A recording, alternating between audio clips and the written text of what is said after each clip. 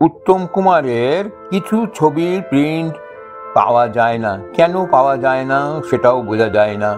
বহু বছর হলো সেগুলো প্রিন্ট কার কাছে আছে, নাকি চিরকালের জন্য নষ্ট হয়ে গেছে, কেউ সেটা বলতে পারে না। অথচ ওই সব ছবিগুলো কি অসাধারণ হয়েছিল। অন্তত বাণিজ্যিকভাবে সাফল্য না পেলেও তার গল্প পরিচালনা অসাধারণ ছিল, এবং তার পরিচালক এবং কাহিনীকাররাও খুব নামকরা ছিলেন। তাদের তৈরি এত সুন্দর জিনিসটা আমাদের কাছ থেকে কি চিরকালের মতো হারিয়ে যাবে? কেউ কি পারেন না সেই ছবিগুলো আমাদের কাছে ফিরিয়ে আনতে? এরকম ছবির মধ্যে অনেক বিখ্যাত ছবি আছে।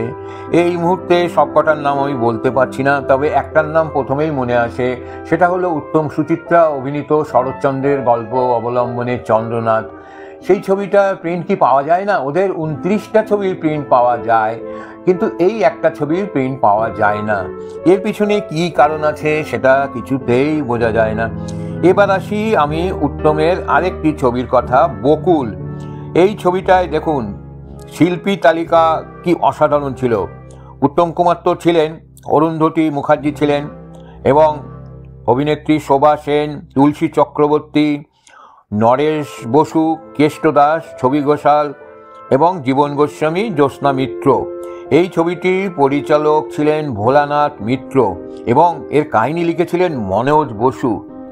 চিত্রনাট্য পরিচালনা দুটোই ভোলানাথ মিত্র করেছিলেন এবং সঙ্গীত পরিচালনা করেছিলেন প্রণব দে, এবং গীতিকার ছিলেন তরিত কুমার ঘোষ।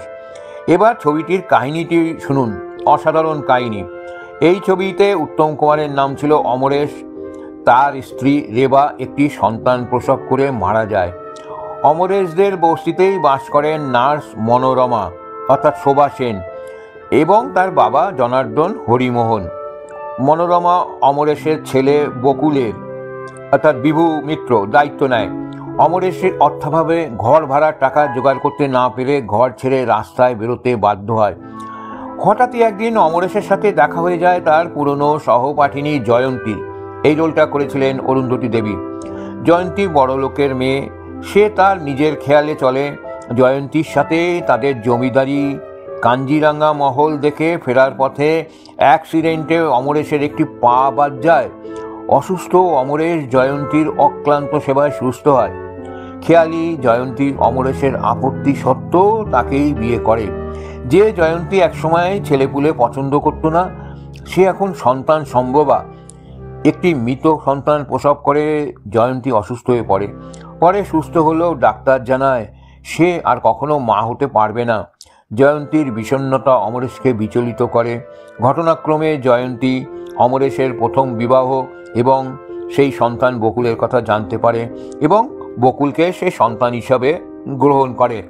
নিউ থিয়েটার্স প্রযোজিত শেষ ছবি বকুল বক্স অফিসে সাফল্য না পেলেও চলচ্চিত্রে সমালোচকদের প্রশংসা অর্জন করছিল। কাহিনীটা আপনারা শুনলেন, অসাধারণ কাহিনী। পরিচালনাও খুব ভালো করেছিলেন ভোলানাথ মিত্র। কিন্তু আমাদের দুর্ভাগ্য কিংবা অবহেলা যে কোনো কারণে এই ছবিটি আমাদের কাছ থেকে চিরকালের জন্য হারিয়ে গেছে। যদি কেউ কোথাও কোনো দিন এই ছবির প্রিন্ট কোথাও পান, তবে আমরা যারা ভালো চলচ্চিত্র, সুস্থ চলচ্চিত্র দেখতে চাই, তারা কি দেখতে পারবো? আমাদের জন্য সেই ব্যবস্থা করবেন। ভিডিওটা লাইক শেয়ার করে এবং চ্যানেলটা সাবস্ক্রাইব করে দেবেন। নমস্কার।